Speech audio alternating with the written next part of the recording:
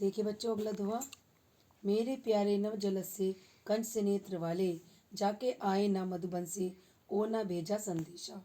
देखिए राधिका पवन से कहती है कि नवीन मेघ जैसे शोभा वाले और कमल जैसे नेत्रों वाले मेरे प्रिय श्री कृष्ण मथुरा जाकर वापस नहीं आए और ना ही उन्होंने मुझे कोई संदेशा भेजा है। ठीक है, मैं रो रो के प्रिय विरह में बावली हो रही हूँ, जाके मेरी सब दुख कथा शाम को तू सुना दे। आगे कहती है राधिका कहती है कि हे पवन, तुम मेरे प्रिय श्री कृष्ण को मेरा यह संदेश दे देना कि मैं उनके विरह में रो रो कर पागल हो रही हूँ। तो शीघ्र उनके पास चली जा और मेरे दुख की पूरी कहानी उन्हें सुना दे। ठीक है, अब देखिए ये इनके क्वेश्चन हैं और इनके आंसर हैं, इनको याद करना है आपको। और अगला पद्यांश देखिए। जाते जाते अगर पथ में क्लांत कोई दिखावे, तो जाके सन्निकट उनकी क्लांतियों को मिटाना। क्लांत माने थका हुआ। तो इनको क्या कहा है इन्होंने बच्चों? अयोध्या सिंह जी कहते हैं कि राधिका कहती है पवन, जाते जाते यदि मार्ग में तुझे कोई थका हुआ दुखी और व्याकुल व्यक्ति दिखाई दे, तो उसके पास जाकर तो उसके दुखों को दूर करना। धीरे धीरे परस करके गात उनताप खोना, सद गंधों से श्रमित जन को हर्षितों सा बनाना। धीरे धीरे उसके शरीर का स्पर्श करके उसकी गर्मी को दूर करना और अपनी सुगंध से उसके थके हुए व्यक्ति को तुम प्रसन्न करना। राधिका पवन को समझाती हुई कहती है, हे पवन, लज्जाशील पथिक महिला जो कहीं दृष्टि आए, होने देना विकृत वसना तो ने तू सुंदरी को। आगे राधिका कहती है कि हे पवन, यदि मार्ग में तुझे कोई लज्जाशील स्त्री दिखाई दे, तो तू उसके वस्त्रों को मत उड़ाना। जो थोड़ी भी श्रमित हो तो गोद में ले श्रांति खोना, होठों की ओ कमल मुख की म्लानताएं मिटाना। अगर वह थोड़ी सी भी थकी हुई दिखाई दे रही है, तो तू उसे अपनी गोद में लेकर उसकी थकावट को दूर कर देना तथा उसके होठों तथा कमल जैसे मुख की मलिनता को अपनी शीतलता से दूर कर देना। ठीक है, अब इसके ही क्वेश्चन आंसर हैं, इनको आपको याद करना है। ठीक है, अब अगला पद्यांश देखिए बच्चों। देखिए,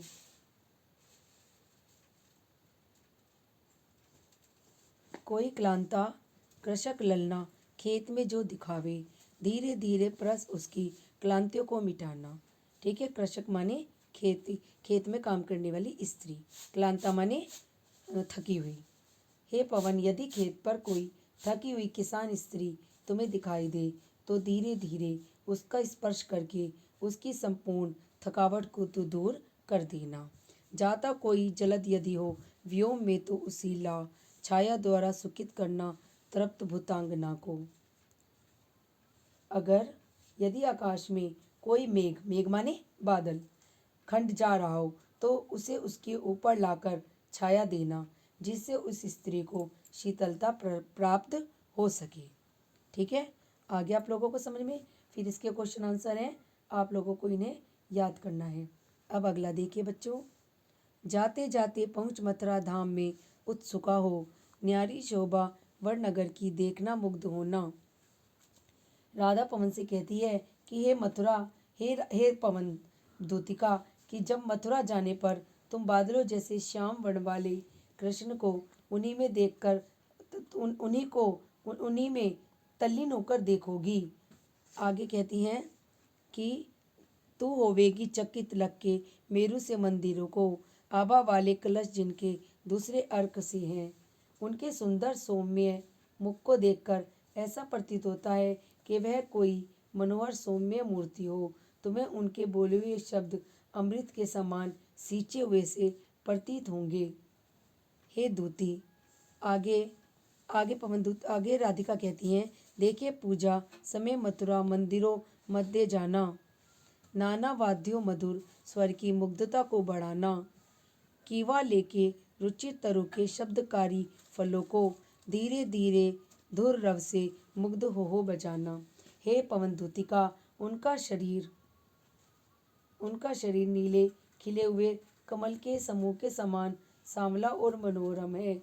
वे कमर पर पीतांबर अथवा पीले वस्त्र पहने हुए हैं जो अति शोभायमान लगते हैं। उनके बालों से लटकी एक लट उनके मुख की शोभा को और भी बढ़ा देती है। सुंदर वस्त्र धारण किए हुए कृष्ण के सौम्य शरीर से प्रकाश की किरणें निकलती हैं। ठीक है, आगे इसके क्वेश्चन आंसर हैं, इनको आप पढ़ लेना। ठीक है बच्चों, अगला पद्यांश देखिए।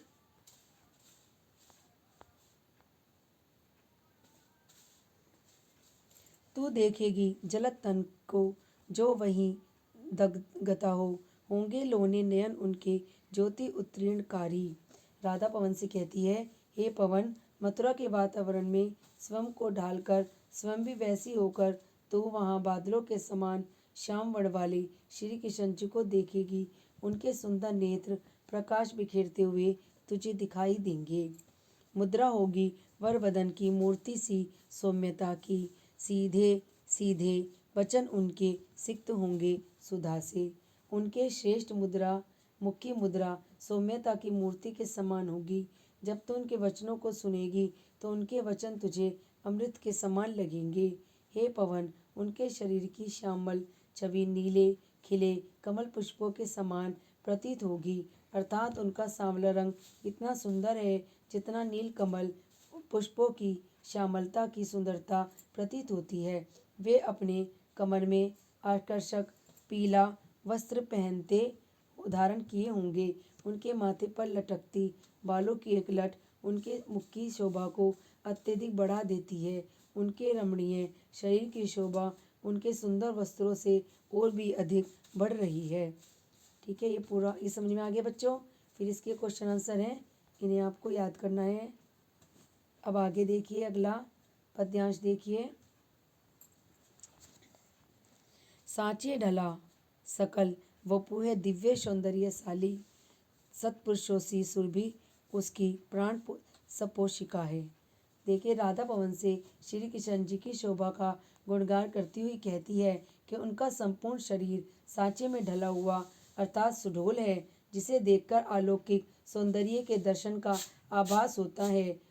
उनके शरीर से निकलने वाली सुगंधित पुष्पों के सदृश सुगंध प्राणों का पोषण करने वाली अर्थात मन को आनंद देने वाली है। दोनों कंधे वृषभ वर्षे हैं बड़े ही सजीले, लंबी बाहें कलभ सी शक्ति की पेटिका हैं। जब वे उत्तम कोटि के उनके कंधों को देखने में ऐसा प्रतीत होता है जैसे वे उत्तम कोटि के सांड के कंधे हों। कहने का भाव यह है कि श्री कृष्ण के कंधे अति बलशाली हैं। राधा आगे कहती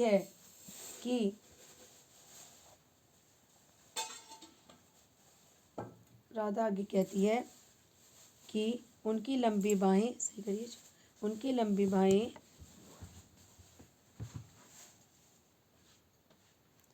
कहने का भाव यह है कि श्री कृष्ण जी के कंधे अत्यंत बलवान हैं।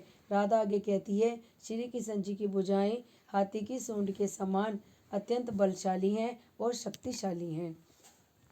उनके मस्तक पर राजाओं के समान अपूर्व सौंदर्य से युक्त मुकुट है। आगे देखिए, राजाओं सा सिर पर लसा दिव्य अपीड़ होगा, शोभा होगी उभय श्रुति में स्वर्ण के कुंडलों की। उनके माथे पर राजाओं के समान अपूर्व सौंदर्य से युक्त मुकुट होगा। उनके दोनों कान मनोहर स्वर्ण कुंडलों से सुशोभित होंगे। नाना रत्नाकलित भुज में मंजू कैयूर होगे, मोती वाला लसित उनका कंबूसा कंठ होगा। उनकी दोनों वे अपनी दोनों भुजाओं में रत्न जड़ित भुज बंद धारण किए होंगे। शंख जैसी सुंदर और सुडौल दिखने वाली उनकी गर्दन में मोतियों की माला होगी। समझ में आ गया आपको बच्चों। अब अगला देखिए, तेरे में है न यह गुण जो तू व्यथाएं उन्हें सुनाए, व्यापारों को प्रखर मति ओ युक्तियों से चलाना। आगे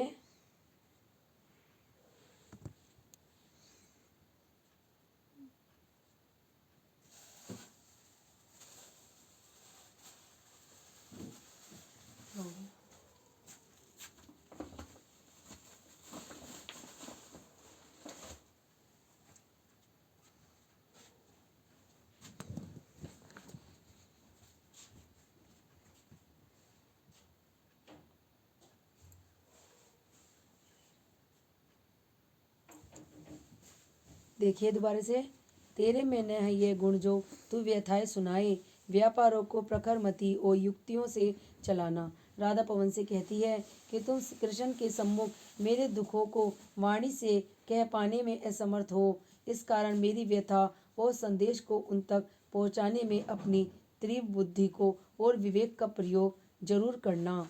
बैठे हो जो निस्सदन में मेघ सी कांति वाले, तो चित्रों को इस भवन के ध्यान की ओर ले जाना। तो अपनी बुद्धि का प्रयोग करना और क्रिया व्यापारों के माध्यम से अपना कार्य पूरा करना। यदि मथुरा पहुँचने पर तुम्हें मेरे प्रियतम, जो बादलों की कांति के समान प्रतीत होते हों, अपने घर में बैठे हों, तब तुम भवन के सारे चित्रों को ध्यानपूर्वक देखना।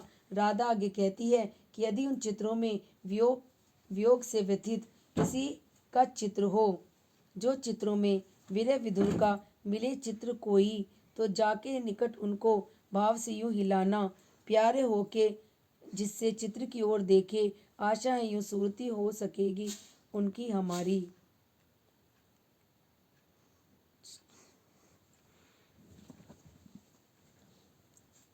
चित्र दिखे तो तुम उनके निकट पहुंचकर उसे भाव से हिलाना।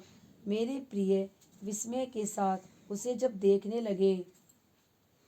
लगे तो तुम उन विरहणी का चित्र देखकर उन्हें मेरी याद आने लगेगी, अर्थात उन्हें आभास होने लगेगा कि मैं भी विरह अग्नि में उसी प्रकार जल रही हूँ जिस प्रकार इस चित्र में ये स्त्री जल रही है। ठीक है, समझ में आ गया बच्चों आपको? अब अगला देखिए।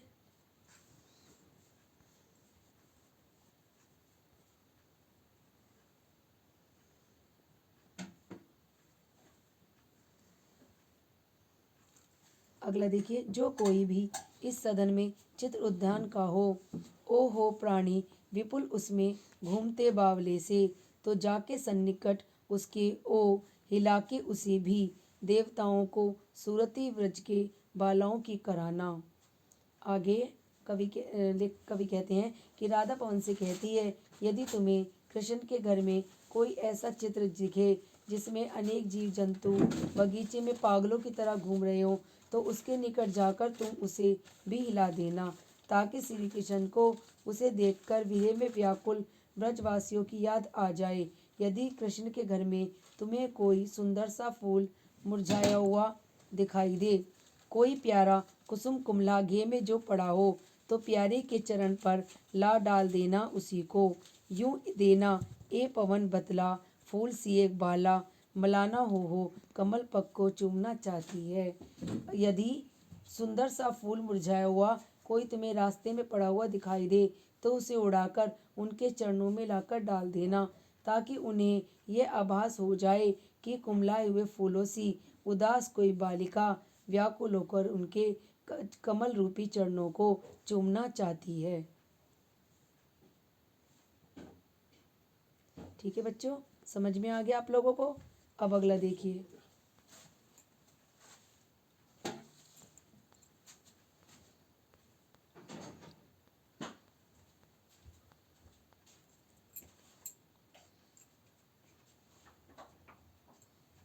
जो प्यारे मंजू उपवन या वाटिका में खड़े हों, छिद्रों में जा कर्णित करना वेणु सा किंचकों को, यूं होवेगी सूरती उनको सर्वगोपांगना की, जो है वंशी श्रवण रुचि से दीर्घ उत्कंठ होती।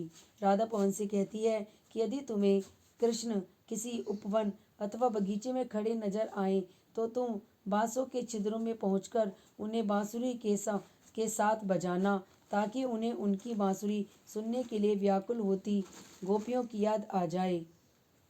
लाके फूले कमल दल को श्याम के सामने ही थोड़ा थोड़ा विपुल जल में व्यग्र हो डुबोना, यूं देना ए भंगनी, जतला ए अम्बोज नेत्रा, आँखों को हो विरह विधुरा वारी में बोरती है। आगे राधिका कहती है कि मेरे प्रियतम के सामने ही खिले हुए कमल की पंखुड़ियों को व्याकुल होकर थोड़ा थोड़ा जल में डुबोना, ताकि हे बहन यह देख कृष्ण को उनका आभास हो जाए कि कमल नेत्रों वाली राधा वियोग में व्यथित होकर अपने नेत्रों को आंसुओं में डुबोए रखती है, अर्थात दिन रात रोती रहती है। ठीक है, समझ में आ गया आपको? अब आगे देखिए।